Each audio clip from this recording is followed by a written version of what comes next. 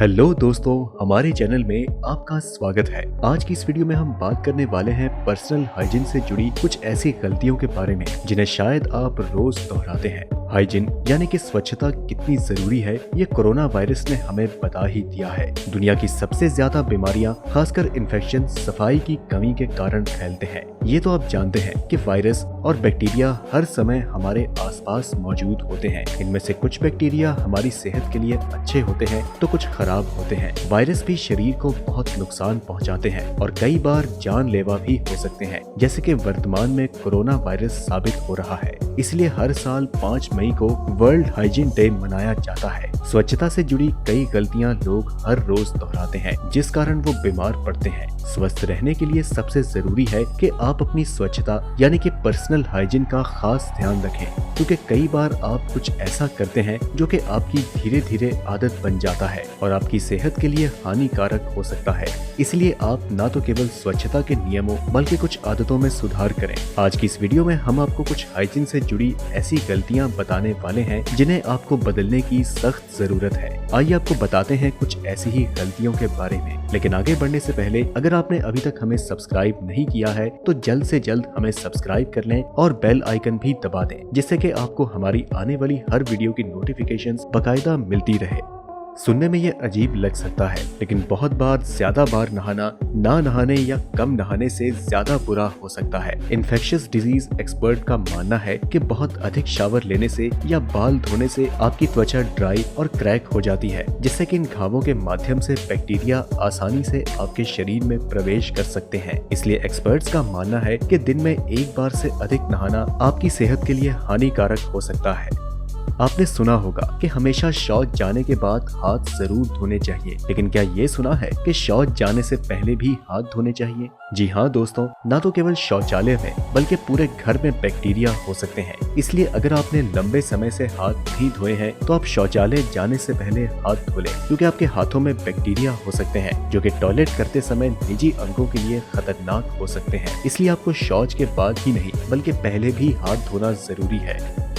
Toilet में उंगलियों से फ्लश करना भी खतरनाक हो सकता है, क्योंकि आपका टॉयलेट घर के सबसे गंदे हिस्सों में से एक होता है और एक फ्लश के 90 मिनट बाद भी उसमें दर्जनों बैक्टीरिया हो सकते हैं। इसलिए टॉयलेट में फ्लश करते समय उंगलियों से नहीं बल्कि अपनी उंगली के पीछे की तरफ से फ्लश करने की कोशिश करें।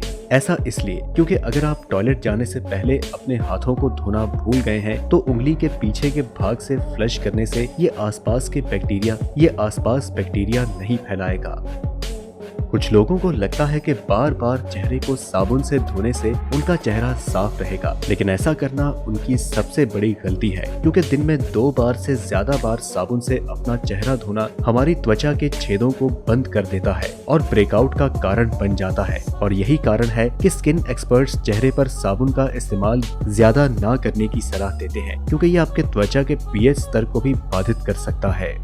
ये भी सबसे गंदी आदतों में से एक है जो कि आप में से अधिकतर लोग करते हैं। आप अपनी बेडशीट बदलना तो याद रखते हैं, लेकिन तकिया बदलना भूल जाते हैं। लंबे समय तक एक तकिए का इस्तेमाल करने से आपके तकिए के कवर में और उसके नीचे कई धूल के कण और बैक्टीरिया पनप सकते हैं। ये बैक्टीरिया आपके चेहरे और मुंह में प्रवेश कर सकते हैं। इसके अलावा ये त्वचा की समस्याओं, एलर्जी और ऊपरी ध्वसन मार्ग की जलन का कारण बन सकते हैं। इसलिए आप हर हफ्ते अपना तकिया पानी से धोएं। यदि आप अपने पालतू जानवरों, बिल्ली या कुत्ते को अपने पास सुलाते हैं तो ये आपकी सेहत के लिए नुकसान भरा हो सकता है, क्योंकि आपके पालतू जानवर अपने साथ कई बैक्टीरिया ला सकते हैं जो कि आपके लिए भी नुकसान पहुंचा सकते हैं। यहाँ तक कि सबसे अच्छी तरह से नहलाए गए जानवर भी अपने फर पर बहुत सारे बैक्टीरिया ले जाते हैं और पालतू जानवर आपके लिए ब्यूबोनिक प्लेग का कारण भी बन सकते हैं।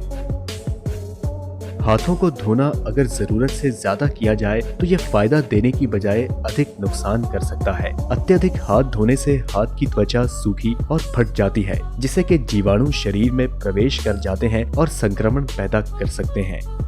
हमें बचपन से कान साफ करने के लिए कॉटन बड्स का उपयोग करना सिखाया गया है ताकि हमारे कान में मैल ना हो। खैर अब ये पता चला है कि ये मैल वास्तव में कान के लिए इतना भी बुरा नहीं है। आपके कान की मैल कान में संक्रमण और धूल के कणों को आने से रोकती है। इसके अलावा कॉटन बड्स का उपयोग करना हानिकारक हो सकता है। ये कान की गहराई में जाकर ईयर ड्रम को नुकसान पहुंचा सकती है। अगर आपके कान में अत्यधिक मैल हो तो इसे चिकित्सक द्वारा हटवा लें।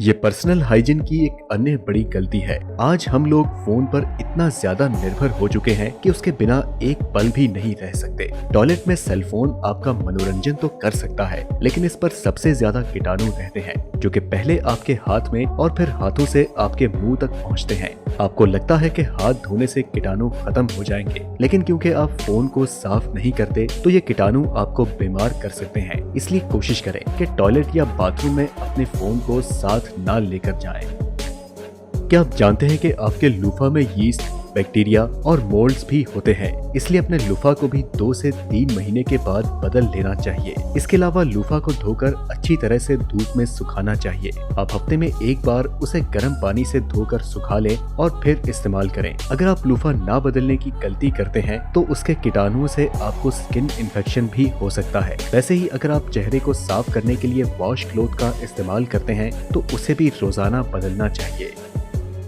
मुंह के स्वास्थ्य का ख्याल रखने के लिए सिर्फ टूथब्रश करना ही नहीं, बल्कि उसका ख्याल रखना भी बेहद जरूरी होता है। ब्रश करने के बाद उसे गीला छोड़ने पर उसमें बैक्टीरिया पनपने लगते हैं। साथ ही अगर उसे ढका ना जाए तो छिपकली जैसे जानवर भी ब्रश को बैक्टीरिया संक्रमित बना सकते हैं। इसलिए ब्रश करने से पहले उसे गर्म पानी से धोना चाहिए और ब्रश करने के बाद उसे सुखाकर कैप लगाकर रखना चाहिए। और हर 3 महीने में अपने ब्रश को बदल लेना जरूरी होता है।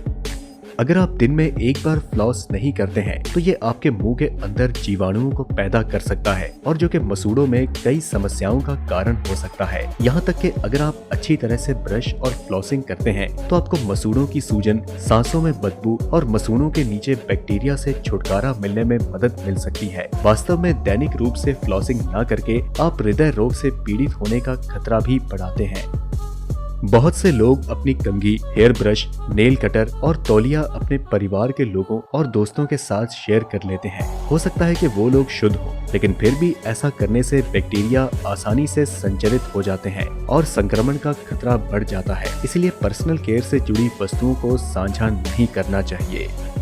फिट रहने और सही आकार में आने के लिए व्यायाम एक शानदार तरीका है। अगर आप घर पर या जिम में अभ्यास के लिए जाते हैं तो आपको कुछ अच्छी आदतों का अनुसरण करना चाहिए। अगर आप एक कठिन कसरत के बाद एक स्नान नहीं ले रहे हैं तो आप एक बड़ी गलती कर रहे हैं। यहाँ कसरत के बाद स्नान के कई फायदे हैं। सबसे पहले ये पसीने की गंध से छुटकारा पाने के लिए सबसे अच्छा तरीका है। पसीना आपकी त्वचा पर बैक्टीरिया छोड़ देता है जो कि आपकी त्वचा पर चकत्ते और ब्रेकआउट को जन्म दे सकता है। साथ ही साथ वर्कआउट के बाद गुनगुने पानी से स्नान करना पूरे शरीर में रक्त के प्रवाह को प्रोत्साहित करता है, जिससे कि आपकी त्वचा चिकनी और चमकदार हो जाती है और इसके साथ ही मांसपेशियों का दर्द भी समाप्त हो जाता है।